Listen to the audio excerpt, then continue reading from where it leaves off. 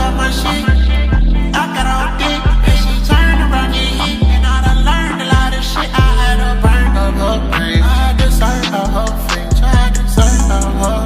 I deserve her. I'm like, how we do your motherfucking speaker? I came through to get cheated. I don't rock the cheater.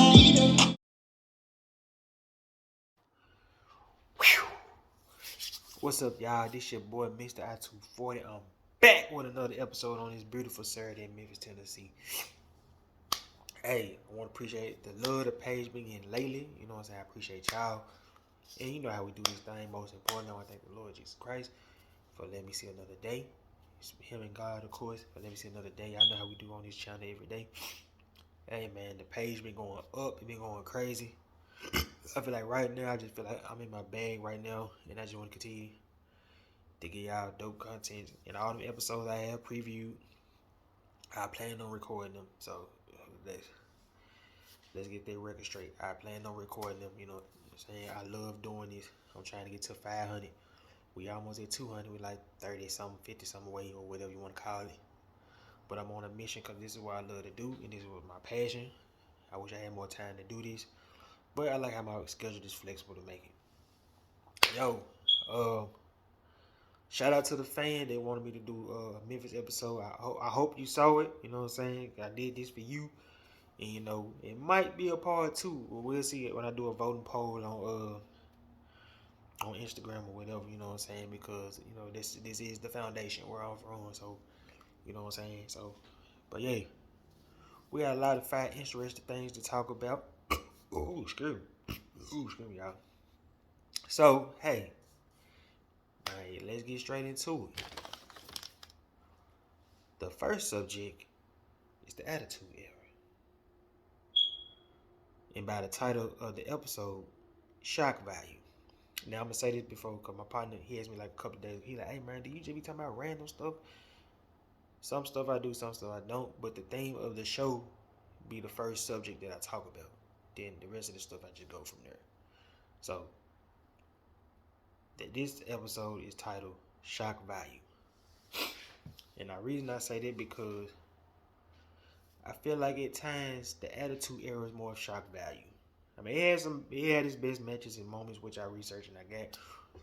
And we gonna get to those. But I feel like it was more shock value than just wrestling.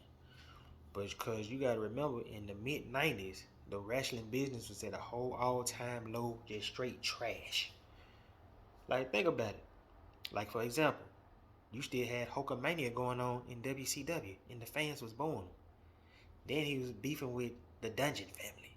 And didn't nobody care about that. You had him versus Kevin Sullivan, the Giant, and a Zebra, Kamala, and some blue dude in a suit. Hell, you had him facing the Giant at Halloween Havoc. Him and Big Show hugging, doing the Yeti. With some nigga named the Yeti, you heard me? Come on, you can't promote that. That ain't it. I told y'all, we was in the mid-90s. We was on that Thug Life Tupac era. So, we're going to speed this thing up. By 96, WCW wanted a little edge content. So, what did they do? They signed the Ops back. The original boys that was in WCW in the first place. They signed Kevin Nash, Scott Hall, Hogan joined NWO, and the ratings went through the roof. While on the mean side, Vince had a little edge content, but it was kind of like in 96, it was kind of the inmates running the asylum. And what I mean was, 96, Shawn Michaels was doing what the hell he wanted to do. Bret Hart was gone. Stone Cold started to get his rise and shine. Triple H was nowhere to be found. Of course, Diesel and Hall left.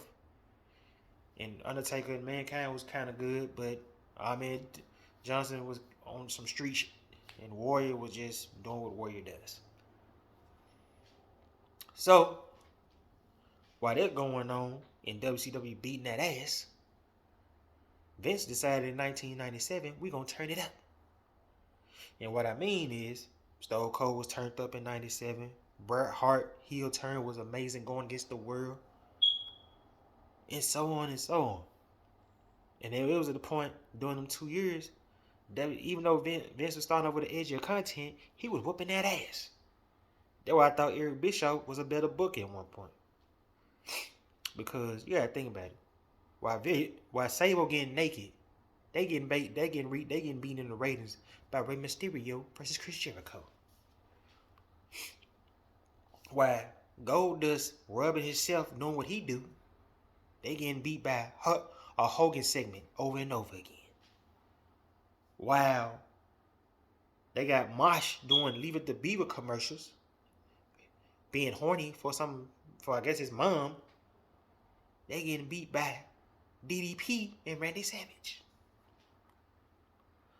So you gotta remember, like, the Attitude Era was going for kind of like revealing. I mean, you had Jerry the King call Goldust a maggot. I ain't gonna say the word. Hell no. You gonna counsel me, little bruh? No, sir. But you get my point. So now was all of the Attitude Era bad? No. You had some great moments. When Stone Cold put a gun on Vince, that was lit. Or when Mankind burnt Undertaker face, that was lit. Or I gotta give my boy Man Johnson his props when he joined the Nation. That was culture shocking, throwing it up. Or when The Rock came back and joined the Nation. This is when Ahmed got hurt. Or what else I got? Let me think. Let me think what crazy storyline, you hear me? Oh, okay. Now you got some trash storylines. Just like when Al Snow ate his dog Pepper. You like pepper? Taste it? Yeah, that's pepper. Boss man tell the man it's pepper. Come on, dog. That's trash. That ain't it. No. You can't do that today. Man, Peter come after you. You hear me? Alright. Then what else was slick trash in that chain? I know one that was slick trash. When Val Venus almost got his wang chopped off for boning I forgot what, I guess Kind Ty, one of the head chief, he waxed his daughter. Like, it was like, bruh, come on, bruh. Think about that. They getting beat by Chris Jericho in the ratings. His ass butt naked, getting his wang chopped off, but they lost to Jericho in the ratings. That's crazy, right? But at one point, it did work. Because WCW started slipping in June of 98. When they gave away that free 99 match between Goldberg and Hulk Hogan. Then, of course, they did the infamous 1999 when they gave away raw results that Mankind beat The Rock, and we still tuned in. I forgot about that. They gave us Mick Foley beating The Rock. You heard me? I'm going to get to all that, man. Come on.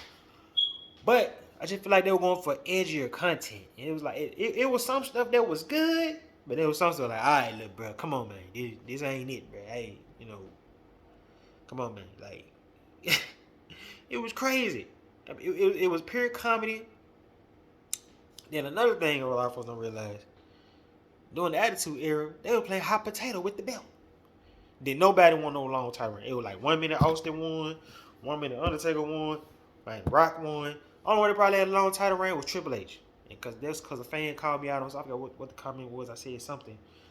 I think it was on the episode a while back. And I was like, man, Randy wasn't won the belt for. He was like, Triple H like being on the road. I was like, damn, that's a good point.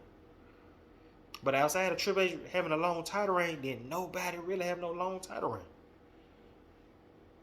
Now, they had a lot of classic moments and stuff like that. I could be all there on myself, but I'm talking about myself, so I can't talk about the particulars. Oh, dang. But you get what I'm saying. It was lit as hell. I mean, Vince was a genius. Hell, he act like he set up his daughter to get kidnapped by the Undertaker, you hear me? So he could just suck Stone Cold in. That's another great moment. Or when Stone Cold beat Vince McMahon in the hospital. Hit him with the pain. Boing! Remember that? Then, of course, the infamous Bubba Ray Dudley moment with The Rock. There's going to be a lot of editing, but hey, I love y'all. This is what I do. It probably ain't going to drop today, but it probably drop tomorrow or Monday because there's going to be a lot of editing. But I did do my research from, what's that, Bleacher Report. It was a couple of great matches and moments. You got Stone Cold versus The Undertaker in 1998 SummerSlam. Was it a good match? It was pretty good, but even Stone Cold was like, it was alright.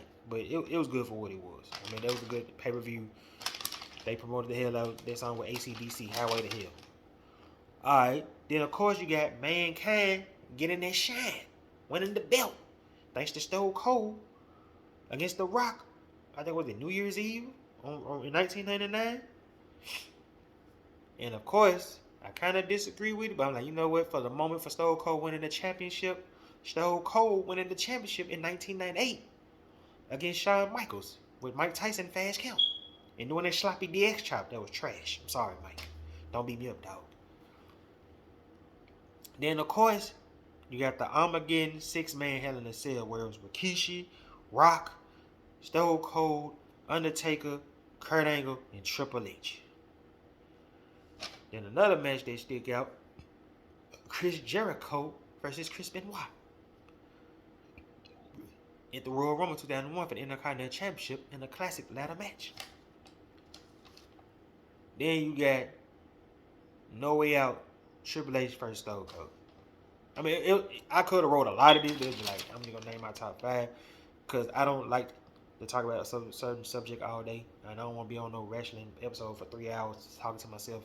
I feel like for me that's kind of weird, but I can talk for 40, 50 minutes to an hour, but you get my point. All right. Then you got some moments when Stephanie McMahon betrayed it on Vince at Armageddon, and the next night on Raw she said, "I'm not Daddy's little girl anymore." Cause you remember the background story when Triple H stole his girl from the ops test and married her in Vegas while she was asleep? Well, character-wise, but they've been sleeping together. But I got an episode about that cooking up in my head right now. Then of course, Milk-O-Mania with Kurt Angle spilling milk on the Alliance, spraying milk.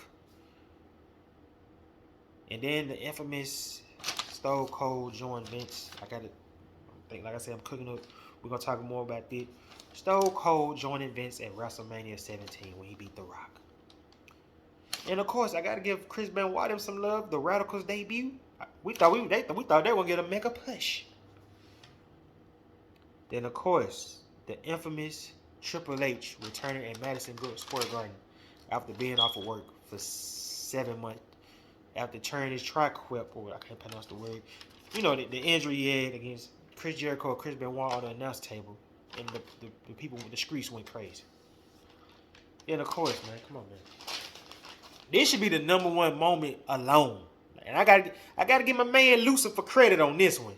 That's a boss move he did right there. Like, see how evil he is? He ain't let them shine, nah, man.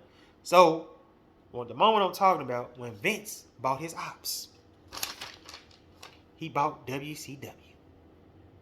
Even threw shots at Jeff Jarrett. Threw shots at him. Pow, headshot. Peace out. Alright. So, with all them various moments and stuff like that coming up, like, they had some good moments, but I just think early on, during the Attitude Era, it was just more shock value of anything. Like, and don't get me wrong, they had a lot of good wrestling in that first year of 97. I would give it that. But late 97, it was just Shawn Michaels telling people to suck it, lick this. Brett, you F Sonny. Brett saying F the world. Like, it was just a lot of shock value, man. But the Attitude Era was a fun time. And, you know, it was just fun to watch. You know what I'm saying? So, shout out to the Attitude Era. Shout out to my main man, Lucifer, for being a horny dude that want to do hot chicks and giving us product. And that's a whole another episode within itself. We'll get to that. Alright. So, the next subject I want to talk about, Wes Lee, impressive single run since the departure of his partner, Nash Carter, due to the allegations of his ex-wife of beating her up. So they had to piece him out. Because you got to remember, they became NXT Tag Team Champions and almost had the belts over a year where they won it twice. I think they won the Dusty Cup together. They beat the teams like Tommaso Ciampa and Timothy Thatcher. I think they beat Imperium. I know they teamed up with Riddle and they beat Imperium. Trying to see who else the boys beat. But they was on the tear. But then, when they became NXT 2.0, peace out, Nash. You got to go. We can't deal with the allegations, man. You got to roll. Shit, you know, WWE don't play that. Ex Enzo. He know. Peace out. You gotta go, little bruh. You hot as fish grease, but you gotta go. And they was hot as fish grease. Probably was on the way on their main roster. But my boy had to start back over, get beat up. Because at first, I didn't even see the single push coming. He was getting beat up by Sanga and all that. Then the Mortal Kombat looking Wolverine dude, I forgot his name, Quinn, or whatever the hell his name was. He was getting beat by him. It wasn't looking good. But then, he started to come up. Getting his shine in. Beating Trick Williams. And others. Hell, he even beat Carmelo Hayes. Speaking of that, my boy done had good matches and good feuds. He beat Carmelo Hayes twice, where he beat Carmelo for the title, and then he beat Carmelo to retain the title. Then he beat Dodger Kofi in a great David and Goliath big man match where Dodger Kofi broke his finger. And he broke his finger in a good opening match at Vengeance Day. Then of course he beat Joe Gacy, and he beat Tony D'Angelo. Now, he was doing an open challenge like John Cena, but everybody was trying to run around him, but he was getting frustrated because he wants to prove the world that he's the best. Now, you see when him and Shawn Michaels had the segment backstage, Shawn was like, look, man, I can give you 5. He wanted 10. Shawn, good call. I'm sorry, because I can't do no 10-man ladder match. I barely like Money in the Bank ladder match. Everybody be over the place. But like you said, I give you 4 or 5. So, my boy just want to prove that he's the best, and he want to, show everybody what he can do. And at first, I didn't see the run coming. I didn't see it, but he's connecting with the fans, and he's doing his thing. Now, the only thing with him is will he connect with the main roster. Because I noticed, like, the last couple of years, it seemed like a lot of NXT talent ain't connecting with the main roster for some reason. So, and that's why I got to, think a little stuff like this. So, right now, while I'm talking to y'all, I'm thinking of ideas. I think of ideas right now while I'm talking to y'all. So, it's kind of like, but he had the chance to do something. You know what I'm saying? Because, hell, look at his partner in Impact, Trey Miguel. He the Impact World Champion. I think he just had a match with Crazy Steve. I don't know if it was like a boiler room match. I don't know what it was. But he having impressive another great run with the X Division title. But it would be dope to see all 3 of them sign, because when the other 2 signed, Trey Miguel didn't go. So if y'all don't watch Impact like that, they were having segments where the Radicals run was coming to the end. So basically the Radicals, the segments would be like they got their own clubhouse and they'll meet. Now, I think that the last episode they just bust out crying because they knew it was the end. But I think there will be a reunion. Whether Wesley stay. But I like to see their reunion in WWE. And I like them to take that segment because their clubhouse stuff was kind of genius. Like the old days, like the Little Rascals and Alpha the He-Man Hate Woman Club. You hear me? So, my boy Wesley on the turn. He doing his thing. I'm looking forward to what he do next. Especially after WrestleMania. And I'm looking forward to him getting that chance to win the NXT Championship. Hopefully from Carmelo Hayes, because we know Carmelo Hayes is going to be Braun, and Braun going to move on to the main roster. And we'll go from there. Alright. Another subject I want to talk about. My boy Pac, Adrian Neville. Now, it seemed like my boy Neville, something be missing. Because, like, he'll be on the verge of something, and then it's just like, nah, we don't believe him. Like, he was on a tear in NXT. Having great rivalries, fans behind him. And then he got to the main roster. He'll be in the title picture for a minute. Then he don't be in the title picture for a minute. It's like he in or out. Or it just be like, alright, we get it. Then they bring back 205. Everybody else winning. I ain't gonna front. He changed the culture. Because he was on a tear as Cruiserweight champion. Defeating guys like Austin Aries, Cedric Alexander. He had like a nice little title run. Him and Austin Aries had 2 great classic matches. And it just seemed like something missing that they won't let him be the next level. I don't know, because he entertained, because he decent on the mic to me when he's a heel. And I think he fun. I don't know. I think he on that steroid juice, but it's a whole nother story. He's entertaining as hell. And of course, he had great matches with Rich Swann. But it's like, man, something ain't connecting with my boy. Like, why he can't get over the next level? Because you can see that my boy can put on the show. And I got the matches right here to prove it. You hear me? All right, let's get to it. So, as he was Neville, we're gonna do the AEW. No, because I got something to say about the AEW version. So we're gonna do the WWE version. So he had great matches with Enzo. Enzo was actually great at No Mercy. I gotta give Enzo his props. Enzo has improved a lot at that point, and that was what the cruiserweight, him beating Pac for the cruiserweight title is what they needed. I ain't gonna front, because the cruiserweight 205 was having great matches, but none of them guys had no personality. They was like the Lower Banks of wrestling. Man, Lower Banks got personality, but you know what I mean. Okay. Then you had Austin Aries, who I just mentioned. They had 2 great matches. I think one at No Mercy, and I think it was a pay-per-view before then. They had great matches. Then, of course, you got the great rivalry with Sami Zayn, when Sami Zayn was trying to steal his shine and get the NXT title, and he finally beat him. Then the Fatal 4-Way, the foundation of NXT. Kid, Breeze, and Zayn. Of course, they had another great match with Tyson Kidd.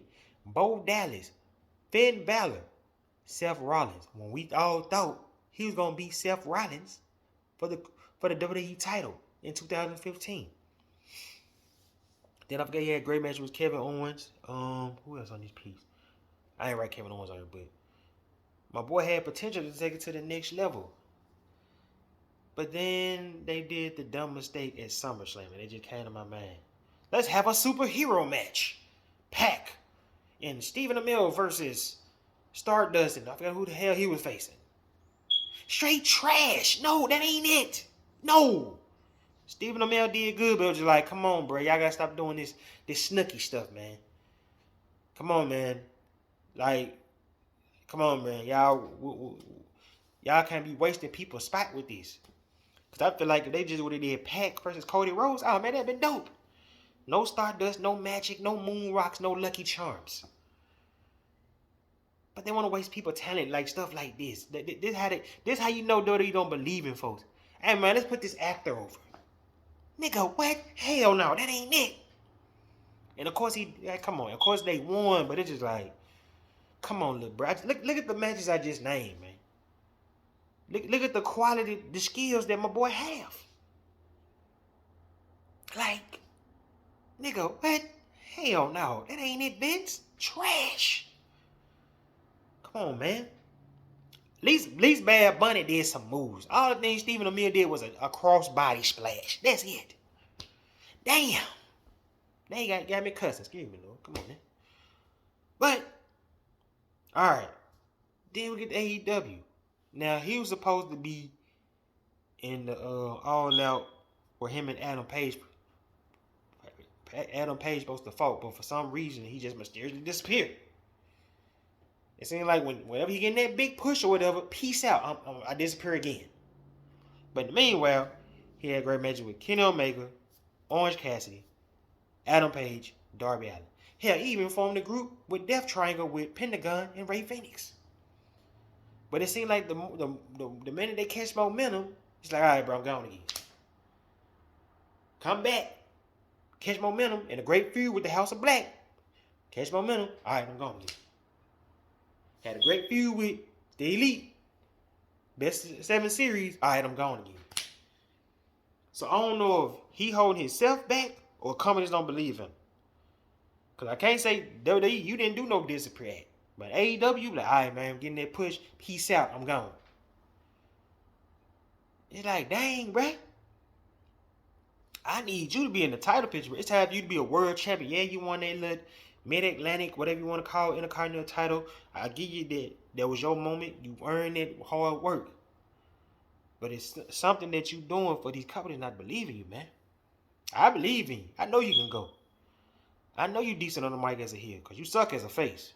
But as a heel, you dope. Your psychology great, and you do your thing. But we need you back in that ring, brother. Cause something missing. Cause you'll be right here, disappear. Come back, build back up, disappear. It's like, damn, dog. You got the skill because you competed against some of the best in the business. Now we need you to take it to the next level. You feel me? You hear me? All right. Let me fold this paper. See, you gotta do your research. I love this.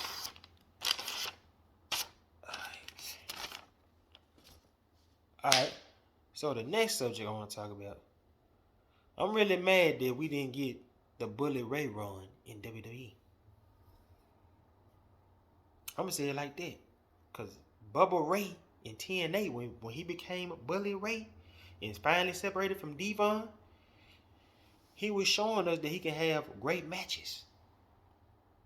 I mean, he kind of showed us in 02 that he can have great matches, and he had a decent run in 2002. He was still doing that 3D and all this shit. But he had a decent run in 2002.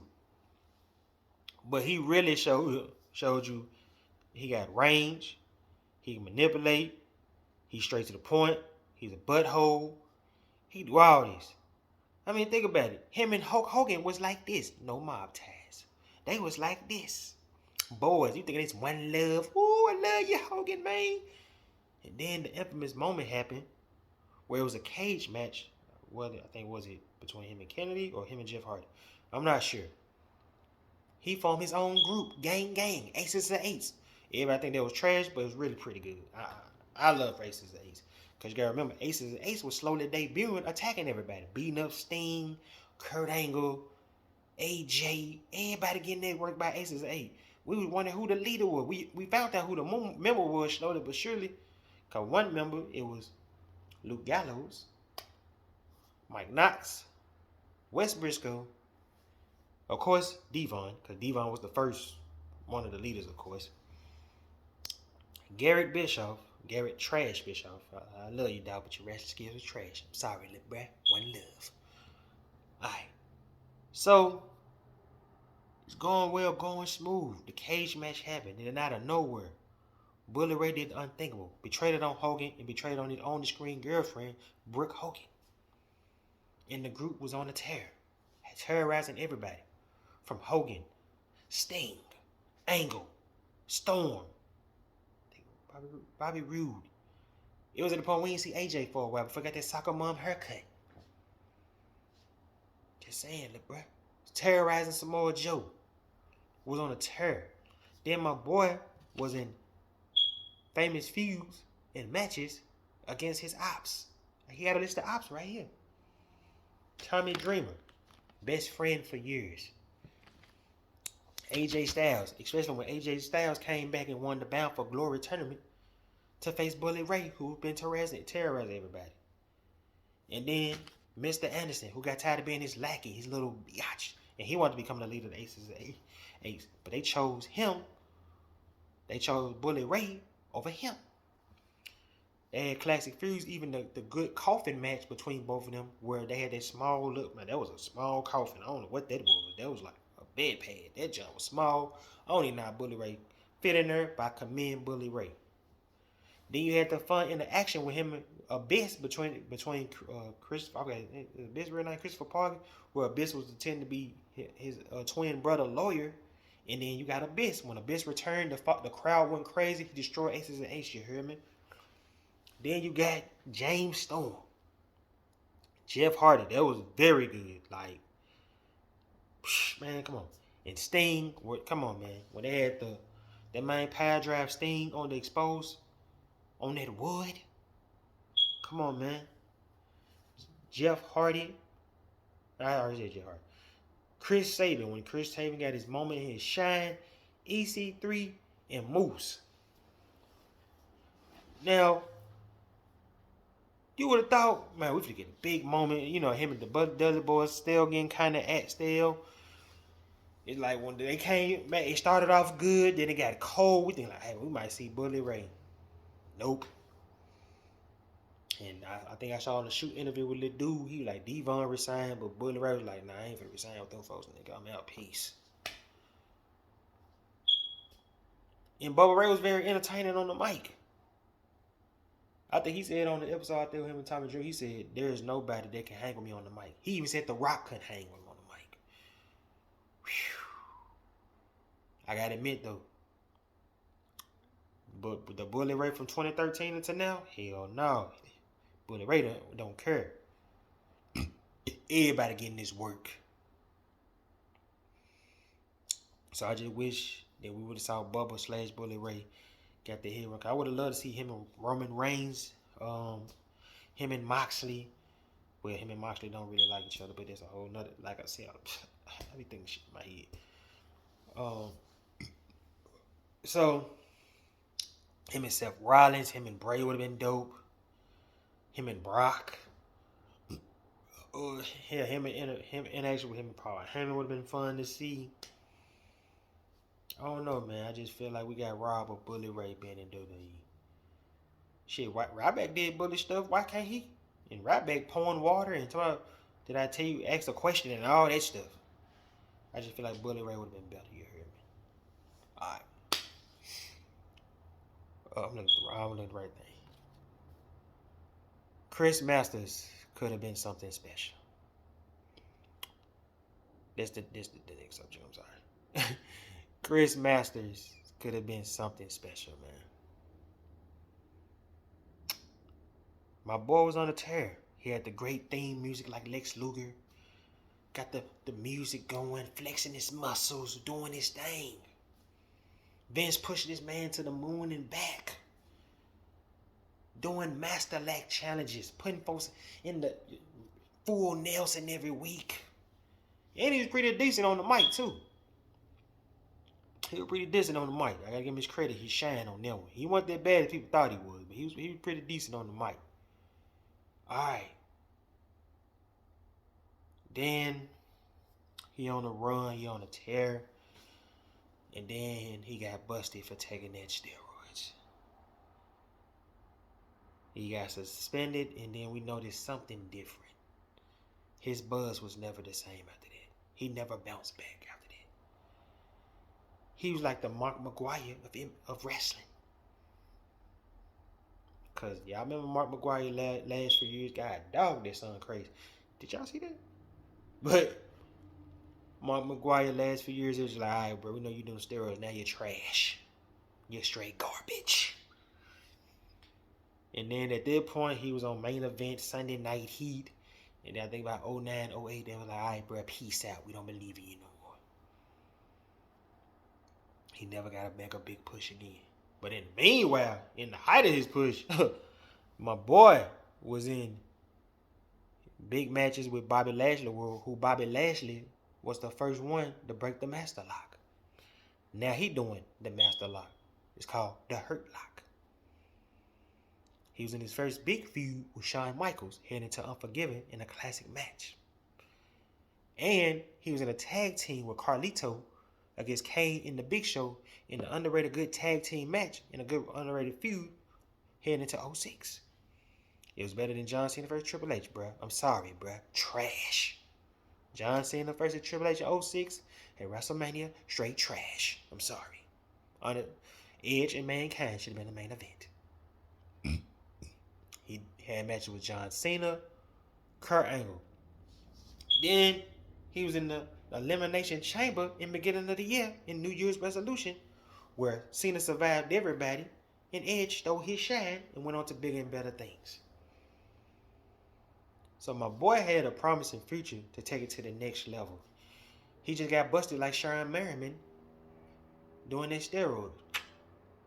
Just shout out to you Chargers fans out there. Because once you get busted with that juice and the mustard start flating, peace out. We don't believe in you. See, now you ask yourself, okay, for example, Hulk Hogan did steroids. How he bounced back? First of all, Hogan's legacy was already started. And then number two, you could tell half of it was him. Because Hogan didn't lose all his muscles. He lost a little bit, but you still see that it was naturally him. Now, guys like Jimmy Fly Snooker, fade away, wrinkle skin. Come on, man.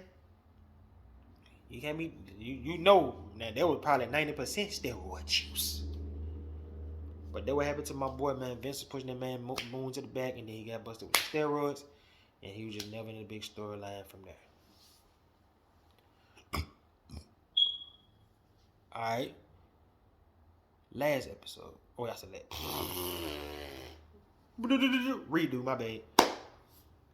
Last segment. Hardcore Harley is very slept on. And I think he a first ballot Hall of Famer. And the reason I say that, man, because Hardcore Harley started off as a race car driver. Wasn't even no big fuse or nothing. That's when Vince was still doing that gimmick stuff. And then I say about 98, man, he just stepped it up, had the little blonde hair, then he got tired of the little curly hair. He became Hardcore Holly, and that was just one of his best pushes, man. And I didn't even know this, like my boy, you gotta think about it. My boy turned his character around. He brought his family in, Crash Holly and Molly Holly. And they had a minor feud with the Dudley Boys when Spike was trying to get some of that Molly. And I ain't talking about the drugs. Then on top of that, he's a multiple-time tag team champion, hardcore champion, and the Job Squad with him, Al Stowe, and Scorpio. I would say Scorpio Squad. Too Cool Scorpio. I'm gonna say that. Too Cool Scorpio. It lasted for a while, but you remember they were fighting over the hardcore championship. Him and Al Snow at St. Valentine Massacre by the Mississippi River in the M-Town, where I'm from. Alright, cool. Then my boy, what it pay back? My boy is also a 10-time my boy is a 10-time tag team champion. See, everybody be talking about Kofi Kingston, Edge, Christian, Hardy Boys. But it's time to put respect on my boy. As I was doing my research, I was like, damn, my boy was 10-time tag team champion. Alright. His partners were Crash Holly, which I feel like, see, I'm going to stop right there. Now, I just thought about something. Yes, the Hardy Boys, Dudley Boys, and Edge and Christian was something special in 2000. But there was other tag teams that could have got that mega push. The Harley Cousins, Too Cool. I feel like Albert and Tess could have got a big push. At that time, you look back on it, you like, man, the Acolytes could have got a big push. I mean, it was other tag teams out there, but they just based the tag team vision on Edge and Christian Dudley Boy. And at that point, it was getting repetitive and straight trash and boring. Sorry, bro. Gotta tell the truth, bro. It's like, damn. Can somebody else shine, bro? Can you give somebody else a chance? Hell, Too Cool was decent tag team champions. I forgot about Too Cool. Brian Christopher doing all this little dancing and shit. And I ain't talking about the one he did that embarrassed his daddy, you hear me? Not that one. But that man need a little crazy. But I'm getting off subject. But you know what I'm saying? Like, you could have found other ways to move on from the New Age Outlaws. So like I said, he was a tag team champion with his cousin. He was a tag team champion with a rookie Cody, Bart Gunn, X-Pac. Then, of course, he's involved in a big-time feud with Brock Lesnar. With Brock Lesnar broke his neck for real, and he came back with a vengeance, want to beat Brock. Yes. Then, of course, we got the controversial moment where we all know Hardcore Holly is a nonsense type of guy. Ask the guy's chest that he be chopping in the ring. So, we know we had the controversial episode when he beat down the tough enough dude who I think John Morrison friend. He beat the hell out of him. And I forgot what I wrote on this one. Oh, I know what I wrote. And his ECW run was kind of decent. When him and Paul Heyman joining up, Paul Heyman was his manager. And I think he had the standout match that he had was the Class Extreme Rules match when he had RVD where his back was cut out. And he still wrestled with it. I feel like Hardcore Holly could have had some big time feuds against Undertaker, Triple H, The Rock. He had matches with those guys, but I just think he could have had feuds with those guys. I feel like he would have brought the best of them guys. You know, he could have had a feud with Kane, Big Show, Hardcore Holly could have been used more in the Attitude Era to me. I ain't say he could have had won the belt, but I just think Hardcore Holly deserved them paydays too. I would have loved to see Hardcore Holly go against Stone Cold in a feud. You know what I'm saying? Cause he can go at him. There's one thing I can say about Hardcore Holly. He ain't scared of no man. I believe he ain't scared of no man but God. Cause man, when folks got in the ring and you hear folks talking about Hardcore Holly, he put fear in them folks. I don't care what nobody say. But look, y'all, man, that's it for this episode, man. I love y'all, man. I wanted to do this episode bad as hell. You know how we do it. Let this phone charge up. Enjoy this beautiful day. I got the episode 50 coming up, man. Monday Nitro matches, man. I love y'all. I'm out. Peace.